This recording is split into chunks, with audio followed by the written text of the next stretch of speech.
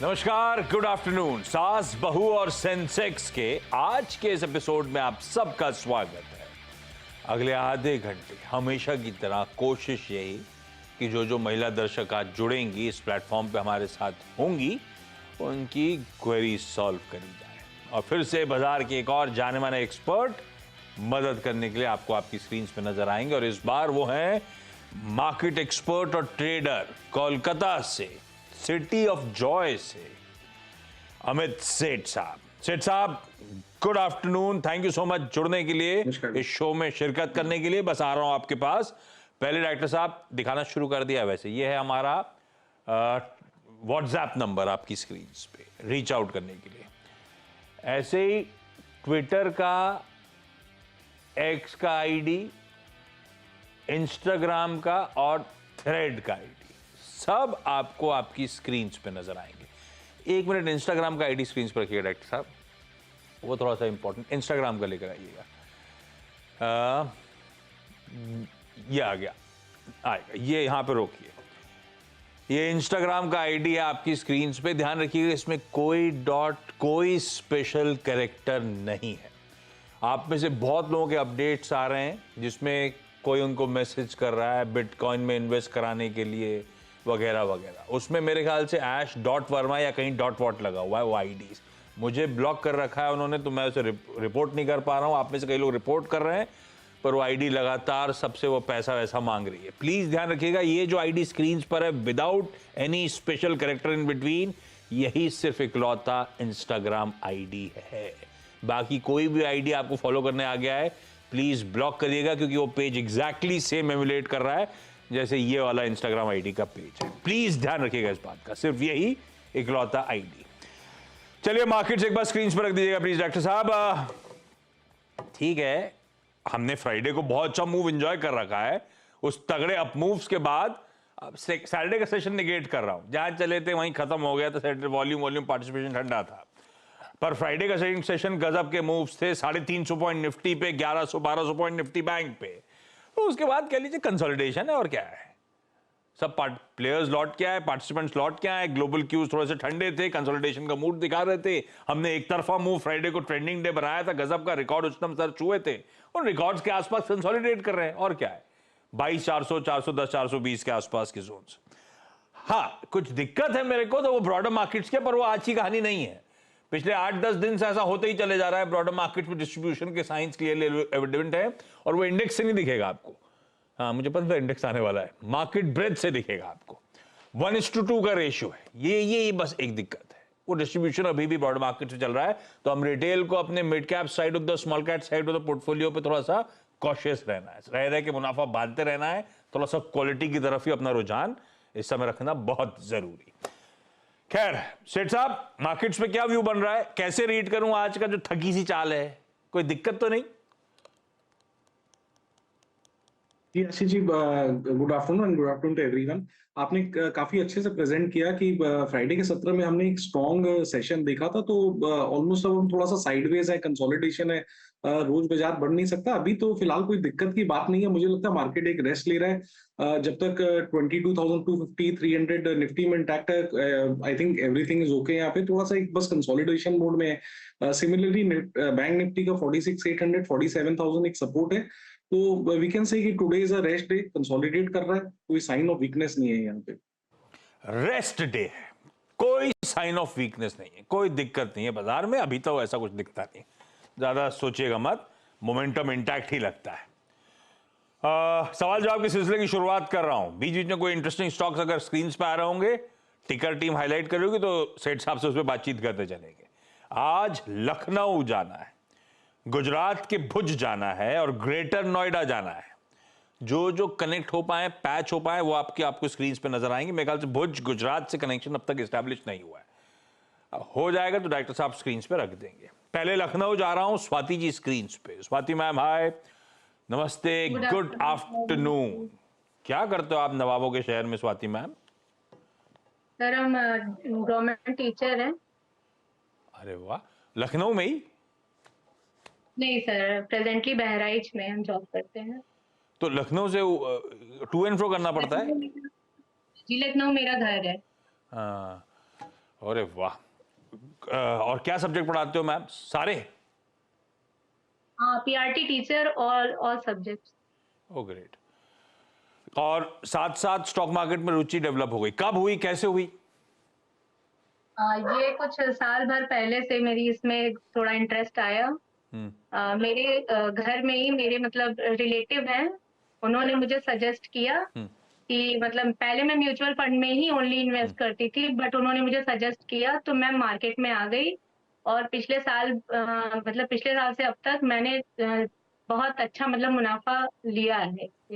और मैं अरे वाह। सीएनबीसी करके मतलब मैं उससे भी इंस्पायर होती रहती हूँ। ऐसे ही बोलो, स्कूल चले जाते हो कि सुबह से शाम तक या दोपहर तक? उसकी मैं लाइव रिकॉर्डिंग लाइव उसमें देखती हूँ। स्कूल में भी जब टाइम हाँ, मिलता है तो मैं लाइव बीच बीच में कुछ प्रोग्राम्स हैं उसको मैं देख लेती हूँ, या रिकॉर्डिंग देखती हूँ फिर जब बाद में होता है हाँ, टाइम। मान लिया, एक्सेप्टेड। मैंने कहा ठीक है। अच्छा, आपने फिर जब एक साल में बढ़िया कमाना शुरू कर दिया, स्टॉक मार्केट बढ़िया लगने लगा, समझ बूझ के पैसा कमा रहे हो, तो आपने इंस्पायर करा बाकी टीचर्स को? हाँ, इंटरेस्ट आना स्टार्ट हो गया। अब पहले मेरा इंटरेस्ट अच्छे से आ जाए फिर मैं और लोगों को भी इंस्पायर करूंगी इसमें। स्वाति मैम, पहला सवाल सेठ साहब के लिए कौन सा? सर मुझे बीपीसीएल के लिए थोड़ा जानना था कि मैंने थोड़ा मार्केट हाई चली गई थी इसकी, तब मैंने उसे परचेज किया 660 के रेट पे। और अभी वो फिलहाल बहुत नीचे चला गया और मुझे दुखी कर दिया उसने। तो क्या इस पे मुझे और लेना चाहिए या इसी पे मैं बनी रहूं? और मतलब शॉर्ट टर्म व्यू था, इलेक्शन तक का व्यू था इसको। तो इलेक्शन अभी आए कहाँ है? नहीं तो अभी इलेक्शन तक का व्यू है, मतलब अभी 2 हाँ, तो महीने फिर दुखी क्यों कर दिया उसने? आपने टाइम दिया हुआ है उसको, क्या पता चल जाए। नहीं चले चलेगा तो अमित जी बताएंगे, लेकिन अभी इतनी जल्दी दुखी कैसे हो गया? आपको सोचा जिस दिन लगाया उसी दिन से कमाई शुरू है ना? नहीं, थोड़ा नीचे जाता है तो धड़कनें हाँ, डर बढ़ने लगती लगता है है, ना, डर डर लगता है, लगता है बुरा लगता है। कि अपना मेहनत का हाँ, पैसा है जो डूब रहा है। ठीक जी बात। बिल्कुल, बिल्कुल। अच्छा, ये स्टॉक कैसे चुनते हो? आप जब स्कूल में बैठे रहते हो तो टेक्निकल्स देखते हो, फंडामेंटल्स देखते हो, या फिर ऐसे ही जो पसंद आता है उसमें डाल देते हो? कैसे होता है ये? वो सब तो मैं अभी सीख रही हूँ, बाकी मैं आपके चैनल नहीं, से वो ही ठीक है, जो तो भी ये बीपीसीएल कैसे चुना? बीपीसीएल मैंने एक्चुअली जो सेक्टर बढ़ रहा था, मतलब पेट्रोलियम सेक्टर का न्यूज़ आई थी हाँ, कि ये बढ़ रहा है, हाँ। तो 2 दिन पढ़ने के बाद फिर मैंने उसे सेलेक्ट कर लिया। मैंने लिया तो वो गिर गया। एक वीडियो याद आने लगा मुझे, अच्छा करा था जिसने भी प्रेजेंट। लेकिन सेठ साहब, व्यू इलेक्शन तक का है। हो सकता है अप्रैल से मई के बीच में वो इलेक्शन शेड्यूल, इलेक्शंस हों, तो अभी उस हिसाब से टाइम तो मेरे पास है। पर वो स्टॉक क्या है, 20-30 रुपए नीचे चल रहा है मेरी खरीद से। लग रहा है दमखम क्या है स्टॉक में। अभी कोई ब्रोकरेज आई थी, फंडामेंटली कह रही थी अभी भी दमखम है, वो कुछ एग्रेसिव टारगेट्स देके गए थे। पर आपका व्यू क्या बनता है? रखूं नहीं रखूं, और रखूं तो स्टॉप लॉस लगा के कहां पे रखूं? आशीष जी, मेरे हिसाब से इनको रखना चाहिए।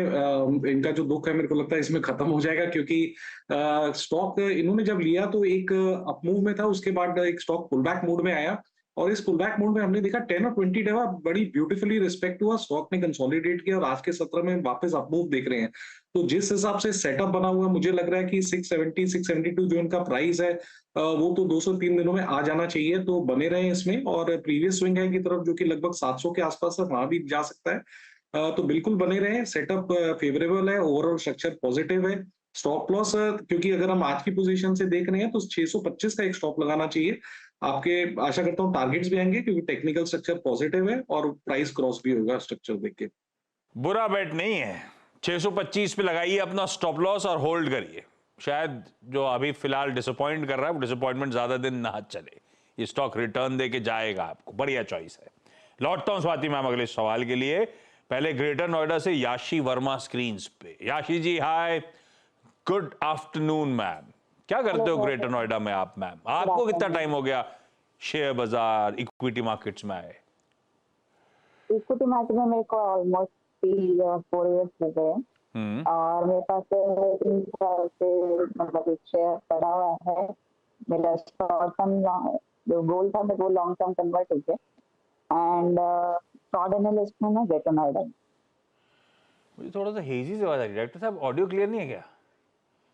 सॉरी मैम, याशी मैम, थोड़ी चीजें मैं समझा नहीं आपने क्या किया, इसलिए मैं फॉलोअप में कुछ पूछ नहीं पा रहा हूं आपसे। खैर, अपना स्टॉक पूछ डालो पहले याशी मैम। पहला कौन सा?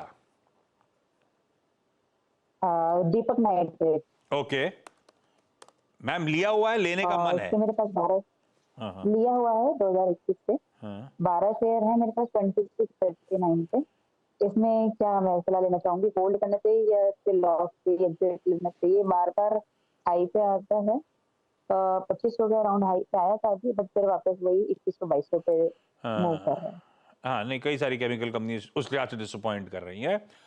दीपक नाइट्राइट, भाई सेठ साहब क्या करूं, 400 450 रुपए पर शेयर का लॉस, 2600 की खरीद है, 2200 पे खड़ा हुआ है, रखे रहूं क्या?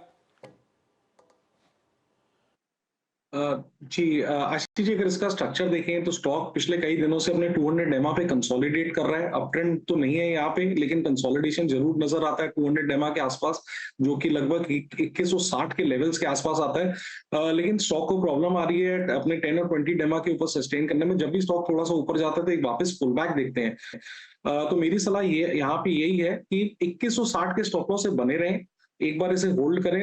लॉस आपका बहुत ज्यादा है, लेकिन अगर 2160 टूटता है तो फिर यहाँ परेशानियां बढ़ेंगी, वहां पे एक डीपर करेक्शन देखेंगे। तो लेट्स होप ये कंसोलिडेशन पॉजिटिव कंसोलिडेशन ही है and it will resolve on the upside. But ये रेजोल्यूशन के लिए जरूरी है कि 2160 जो कि इसका 200 डेमा है वो उसे होल्ड करे। कंसोलिडेशन ही है, वापस चलेगा लग ये रहा है, लेट्स होप फॉर दैट। लेकिन अगर वो थ्योरी गड़बड़ा रही है तो उसके लिए 2160 का स्ट्रिक्ट स्टॉप लॉस लगाना है। अगर इसके नीचे जा रहा है तो दिक्कतें बढ़ जाएंगी स्टॉक की। होल्ड करिए आप 2160, लेकिन अपने पोजीशंस पे स्टॉप लॉस जरूर लगाइएगा मैम। स्वाति मैम, अगला सवाल कौन सा बीपीसीएल के बाद? सर अगला सवाल मेरे टाटा मोटर्स के लिए है। एक्चुअली मैंने 879 की बाइंग है और इसका क्या मतलब लॉन्ग टर्म व्यू है, तो क्या सजेशन रहेगा? और लॉन्ग टर्म मतलब क्या होता है, मतलब आपने क्या सोचा? मैं तो इसको अच्छे शेयर के रूप में ले रखी हूँ कि ये अगर मुझे जितने साल भी वेट करना पड़े मैं समझ करूँ, गया। क्योंकि मुझे अभी तक मैंने इससे 550 पे भी लिया था, बट 800 के आसपास मैंने प्रॉफिट भी बुक कर लिया है। फिर मुझे लगा कि नहीं, इसे लॉन्ग टर्म रखना चाहिए, तो मैंने फिर से इसमें एंट्री मारी। बहुत बढ़िया, मुनाफा बांधा था, फिर एंट्री मारी, फिर मुनाफा हो रहा है। मेरा आइडिया है लंबी अवधि के लिए रख लेने का सेठ साहब। वैसे टाटा मोटर्स थोड़ी सी सिक्लिकल स्टोरी ज्यादा है, क्योंकि इसमें वो जेएलआर का घूम जाना परफॉर्मेंस के बाद वो सब आएगा। एज ऑन डेट लगता है क्या थोड़ा सा लंबी अवधि के लिए रखे रहूं? अभी दम कम है कि नहीं स्टॉक में, ये बताओ आप। जी Ashish ji, as on date structure positive है, काफी हाई लोज बन रहे हैं। मुझे लगता है स्टॉक 1050 1025 1050 की तरफ बढ़ रहा है। लेकिन ये इंपॉर्टेंट है कि इन्होंने एक लोअर लेवल से लिया है। तो जब आप किसी स्टॉक को होल्ड करते हैं और उसमें प्रॉफिट है, तो जरूरी है एक स्टॉप लॉस को ट्रेल करना कि आपका जो प्रॉफिट अभी तक बना वो प्रोटेक्टेड रहे। तो जब तक आप इसमें अपनी इन्वेस्टमेंट में 945 का एक स्टॉप लॉस बना के ट्रेल करें, अपनी पोजीशन को होल्ड करें। 945 के नीचे जाए तो अपना मुनाफा एक बार बांध ले, नहीं तो बने रहे। मुझे लगता है 1025 1050 इसमें आ सकता है। तो बने रहे with trailing stop loss of 945। मैंने इस बात के लिए इसलिए स्ट्रेस डाला था as on date Swati ma'am, क्योंकि अभी तक तस्वीर बढ़िया है। आप इसको थोड़ा सा रिव्यू करते रहना, इसके क्वार्टरली नंबर्स भी देखते रहना, और बिल्कुल सही कह रहे हैं, स्टॉप लॉस मेंटेन करेंगे। कभी कभी एबरेशन बहुत तगड़े आते हैं इसके क्वार्टरली नंबर्स पे, इसीलिए। अदरवाइज कोई दिक्कत नहीं, इस समय होल्ड करिए, बढ़िया मुनाफा बन रहा है, 945 का स्टॉप है। याशी मैम, हमारा अगला सवाल। अगला सवाल मेरा AWL से है। उसमें मेरे पास 37 शेयर है 430 के रेट पर, तो उसमें क्या करना चाहिए? अदानी वो मैंने विल्मर। जब उसका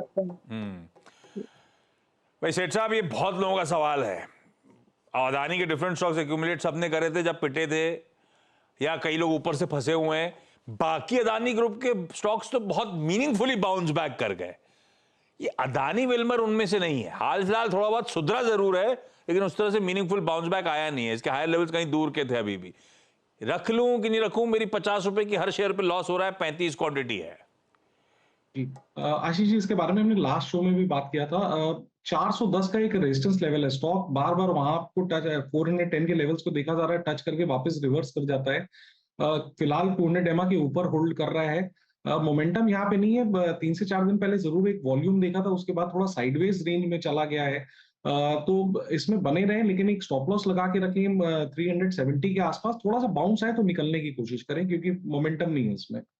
बाउंस में एग्जिट करने के मौके ढूंढेगा। बहुत ज्यादा मोमेंटम इसमें वाकई नहीं है। महिंद्रा एंड महिंद्रा फाइनेंशियल्स के फरवरी मंथ के एक एक करके सारी कंपनीज के फेब मंथ के अपडेट्स, आज एंजल वन, मॉइल वगैरह पे हम लोग रिएक्ट कर रहे थे, अदानी पोर्ट्स के अपडेट्स पे। ये आ गया आपके सामने M&M फाइनेंशियल का अपडेट, स्टॉक दिन के हाईस की तरफ बढ़ता हुआ। खैर क्विकली सेठ साहब, M&M फाइनेंशियल एक बार चार्ट पे चेक हो जाए क्या? 2-3% मजबूत है इस समय अपडेट्स के बीच। जी आशीष जी, एक सेकंड है। उस बीच नंबर पढ़ देता हूं मैं। फरवरी में कलेक्शन एफिशिएंसी बिना बदलाव के 97 करोड़ है कि 97% है? हाँ देखिएगा। हाँ, और डिसबर्समेंट में 13% का जंप साल दर साल। कलेक्शन एफिशिएंसी में ख्याल परसेंटेज में आनी चाहिए, कुछ होगा, अपडेट आएगा। सेठ साहब बताइए चार्ट्स। जी आशीष जी, ये स्टॉक भी एक लंबी कंसोलिडेशन में लग रहा है। इसका रेंज लगभग नीचे का हम देखें तो 280 और ऊपर में 300, ये एक दायरे के सीमित दायरे में पिछले 2 से 3 महीने में घूम रहा है। तो जब ये रेंज का रेजोल्यूशन होगा तभी तेजी देखेंगे। फिलहाल कह सकते हैं स्टॉक कंसोलिडेशन में 300 के ऊपर चले तो यहाँ पे फिर एक तेजी बनती है। ओके चलिए, इस नोट पर एक काम कर रहा हूँ। स्वाति मैम, याशी ma'am, thank you so much platform पे जुड़ के क्वेरीज रेज करने के लिए। सेठ साहब, ब्यूटीफुली क्वेरीज के लिए हमेशा की तरह सॉल्व करने के लिए आपका धन्यवाद। कंफर्ट के साथ मैं कहता हूं सब खुश होंगे आपके आंसर्स के साथ, सबको कंफर्ट मिला उन स्टॉक्स में।